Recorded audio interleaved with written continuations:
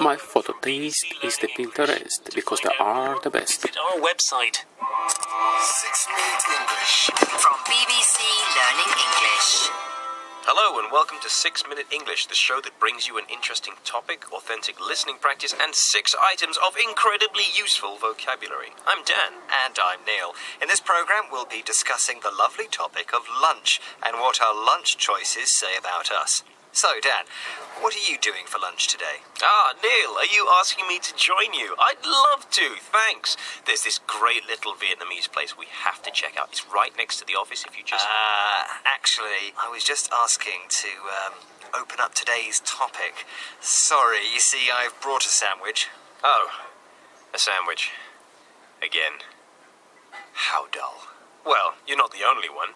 A survey from 2012 showed a third of Britons eat exactly the same thing for lunch every day. And yes, it's mostly sandwiches. I had a curry yesterday. Well, it's almost lunchtime, so we'd better get on with our question, which is, how long is the average lunch break in the UK? Is it A, an hour and a half, B, 45 minutes, or C, 25 minutes? Oh, I wish it was an hour and a half, but I'm pretty sure it must be C, 25 minutes. Well, we'll find out if you're right just before lunch.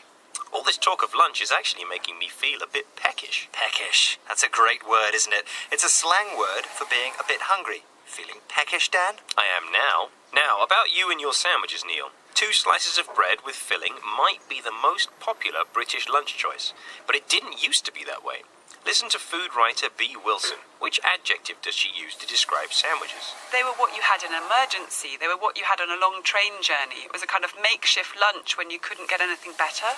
So, sandwiches had humble origins as makeshift meals. Makeshift describes something temporary and low quality, a solution you create when you can't do anything better. I can't help feel all this is getting a little personal, Dan. There's a sometimes very practical reason to eat a sandwich, like on a train. On a weekday in the office, though, there's no excuse. Well, if you worked as hard as I did, Dan, you'd only have time for a sandwich. Which is just what B. Wilson was saying. We treat lunchtime as if it were an emergency. It says something about our attitude to work and food in the UK. Next, let's hear from philosopher Julian Baggini with his view on eating the same thing every day. And let's teach one more word first, utilitarian. It describes something practical and useful rather than attractive. What lunch says about us is that we're still very much stuck in this kind of quite functional, efficient, utilitarian attitude of how we should construct our daily lives, and that for all our embrace of this great food culture and everything, we haven't managed to make that an everyday thing. It remains something for the special occasions. So, he thinks we live in a world where we value being efficient, where we have a functional, utilitarian attitude to life. Exactly. We're aware of a great food culture. We embrace this culture, but only for special occasions. Yes, let's look at that word embrace. It normally means this. Let me just, Neil, I didn't know you cared. Neil just hugged me, wrapped his arms around me, embraced me. Just as we can embrace physical things in people, we can also embrace ideas. Here's an idea I embrace, Neil. We should all embrace new foods, broaden our horizons. To broaden our horizons means to open our minds and experience new things. Let me broaden your horizons right now. Experts from Cornell University say it leads to better team spirit if colleagues eat together. Okay, I get the picture. I should ditch my sandwich and eat with you in the name of team spirit. That is, getting on well with team members, having a feeling of belonging. Finally. Vietnamese? Oh yes, but not before you tell me the answer to today's question. How long do Brits take for lunch? Well, the answer was C, 25 minutes. That comes from a survey done by the BBC this year to find out about our modern dining habits. 25 minutes. It's a crying shame, Dan. But before we have lunch ourselves, let's run over the vocabulary one more time. First up, we had peckish. It means hungry, just a little hungry. I'm feeling rather peckish at the moment. Oh, I think I've gone beyond peckish, Dan. Roll on lunch. Next. We had makeshift, which describes a temporary or low-quality solution. For example, last week my team's goalkeeper was sick, so I had to replace him as a makeshift goalie. Or, another example, when I was a student, I used the steel bin in my room as a makeshift drum. I'm sure the neighbours loved that. Now, what about this word utilitarian? In the context we used it, it means simple and functional rather than beautiful. Do you think it would be fair to describe your polo shirt as utilitarian? I prefer classic and timeless. Please. Well, enough of all this banter. You know, I believe we should all just get along. Oh, are you going to hug me again? To embrace me? Not this time. Let's stick with the metaphorical meaning, to accept a new belief or idea. For example, I wasn't sure about the new website design, but now I fully embrace it. Very nice. And I embrace your suggestion that colleagues should eat together. It looks like you've broadened your horizons. Well, when I taught English in Spain, Japan, Poland, and the Czech Republic, it really broadened my horizons and taught me about new ways of life. How about you? Yes, they say travel broadens the mind. It certainly broadened my horizons too. Even better. Why don't we go travelling together? With the whole Learning English team. Yeah, that would be wonderful for team spirit, the good feeling of being together. Maybe to Cambodia? It certainly would. And that's the end of today's 6 Minutes English. Please join us again soon after our delicious lunch. And we're on social media too. Make sure to visit our Facebook, Twitter, Instagram, and YouTube pages. Goodbye. Bye-bye. My photo taste is the Pinterest because they are the best. We were Flick to link, a link to flick.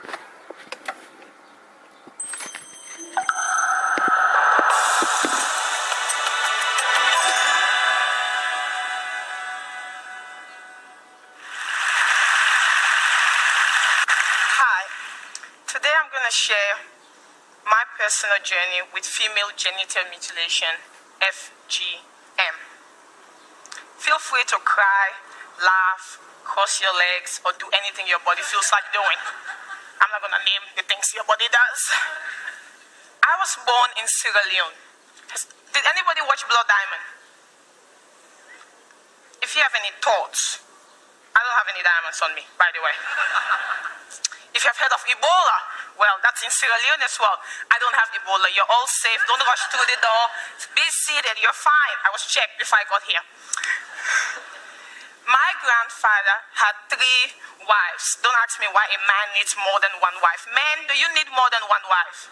I don't think so. There you go. He was looking for a heart attack. That's what I say.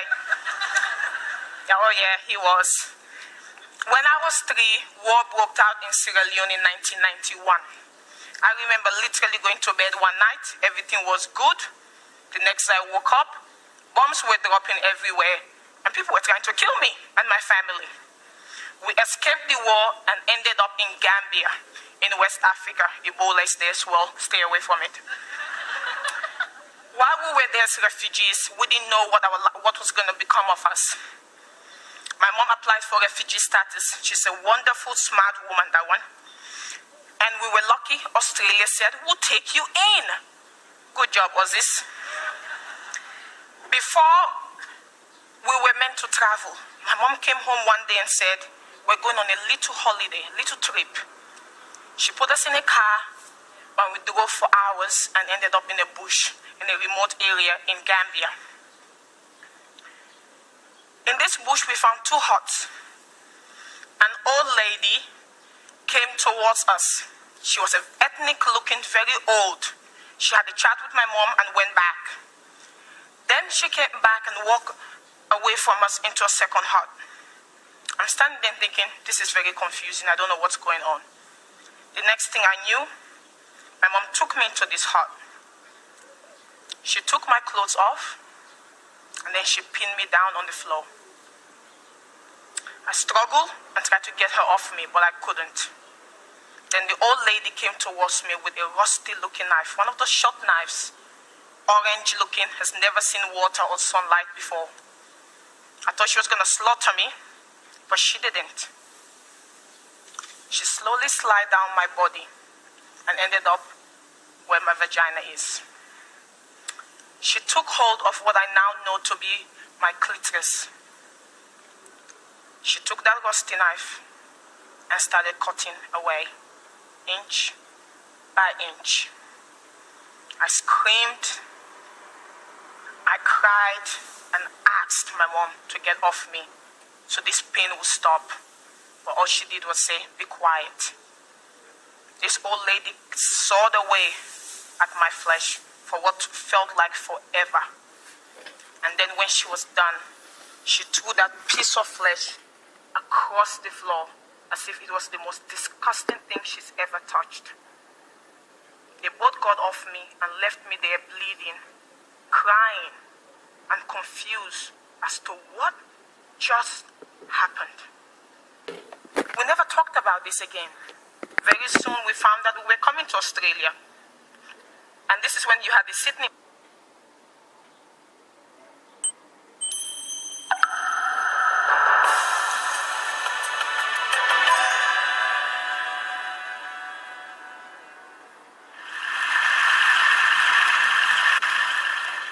There's a group of people in Kenya. People cross oceans to go see them. These people are tall, they jump high, they wear red, and they kill lions. You might be wondering, who are these people? These are the Maasais. You know what's cool? I'm actually one of them. The Maasais, the boys are brought up to be warriors. The girls are brought up to be mothers. When I was 5 years old, I found out that I was engaged to be married as soon as I reached puberty. My mother, my grandmother, my aunties, they constantly reminded me that your husband just passed by. Cool, yeah? And everything I had to do from that moment was to prepare.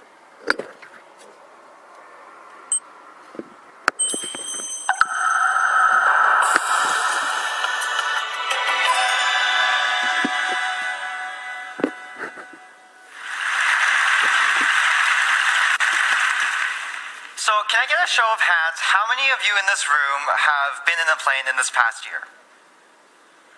Yeah, that's pretty good. Well, it turns out that you share that experience with more than 3 billion people every year. And when we put so many people in all these metal tubes that fly all over the world, sometimes things like this can happen, and you get a disease epidemic. I first actually got into this topic when I heard about the Ebola outbreak last year. And it turns out that although Ebola spreads through these more range-limited large droplet routes, there's all these other sorts of diseases that can be spread in the airplane cabin. The worst part is, when we take a look at some of the numbers, it's pretty scary. So with H1N1, there was this guy that decided to go on the plane and in a matter of a single flight actually spread disease to 17 other people. And then there's this other guy with SARS who managed to go on a 3-hour flight and spread the disease to 22 other people. That's not exactly my idea of a great superpower. When we take a look at this, what we also find is that it's very difficult to pre-screen for these diseases. So when someone actually goes on a plane, they could be sick and they could actually be in this latency period in which they could actually have the disease but not exhibit any symptoms. And they could in turn spread the disease to so many other people in the cabin. And how that actually works is that right now we've got air coming in from the top of the cabin and from the side of the cabin, as you can see in the blue. And then also that air goes out through these very efficient filters, eliminates 99.97% of pathogens near the outlets. And what happens right now, though, is that we have this mixing airflow pattern. So if someone were to actually sneeze, that air would get swirled around multiple times before it even has a chance to go out through the filter. So I thought, okay, this was clearly a pretty serious problem. And I didn't have the money to go out and buy a plane, so I decided to build a computer instead. It actually turns out that with computational fluid dynamics, what we're able to do is create these simulations that give us higher resolutions than actually physically going in and taking in readings in the plane. And so how essentially this works is you would start out with these 2D drawings. These are floating around in technical papers around the internet. I take that and then I put it into these 3D modeling software, really building that 3D model. And then I divide that model that I just built into these tiny pieces, essentially meshing it so that the computer could better understand it. And then I tell the computer where the air goes in and out of the cabin, throw in a bunch of physics, and basically sit there and wait until the computer calculates the simulation. So what we get actually is, with the conventional cabin, is this. You'll notice the middle person sneezing, and we go splat, it goes right into people's faces. It's pretty disgusting. And from the front, you'll notice those two passengers sitting next to the central passenger, not exactly having a great time. And when we take a look at that from the side, you'll also notice those pathogens spreading across the length of the cabin. First thing that I thought was, this is no good. So I actually conducted more than 32 different simulations, and ultimately I came up with this solution right here. This is what I call a patent-pending global inlet director. And with this, we're actually able to reduce pathogen transmission by about 55 times and increase fresh air inhalation by about 190%. So how this actually works is we would install this piece of composite material into these existing spots that are already in the plane. So it's very cost-effective to install, and we can do this directly overnight. All you have to do, put a couple of screws in there, and you're good to go. And the results that we get are actually absolutely amazing. Instead of having those problematic swirling airflow patterns, what we have is we can create these walls of air that come down in between the passengers to create these personalized breathing zones. So you'll notice the middle passenger over here is sneezing again, but this time we're able to effectively push that down to the filters for elimination. And same thing from the side, you'll notice we're able to directly push those pathogens down.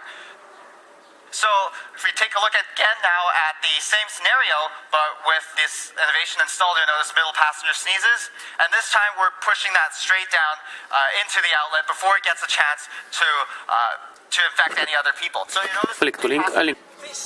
My photo taste is the Pinterest because they are the best. Visit our website. 6 Minute English. From BBC Learning English. Hello and welcome to 6 Minute English, the show that brings you an interesting topic, authentic listening.